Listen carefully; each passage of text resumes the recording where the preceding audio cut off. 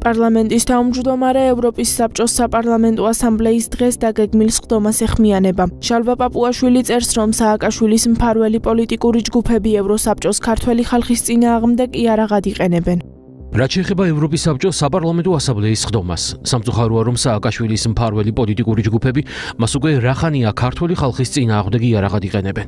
შეგახსენებთ, რომ ჯერ კიდევ 2022 წელს ამ ჯგუფების ჩართულობით პასემ მისი რეზოლუციით ადამიანების წამებისა და ბიზნესის რეკეტის კორუფციული სისტემის შემქმნელი სააკაშვილი პოლიტიკურ პატიმრად გამოაცხადა და მისი გათავისუფლება მოითხოვა.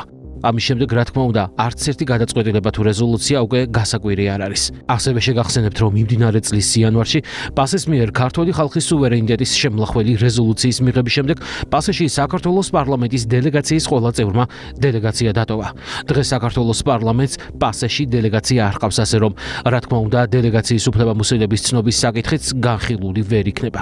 ქვემოთ გიზიარებთ წერილს, რომელიც ამ საკითხზე და საქართველოს პარლამენტის პოზიციაზე თებერვლის დასაწყისში პასეს პრეზიდენტს მივწერა.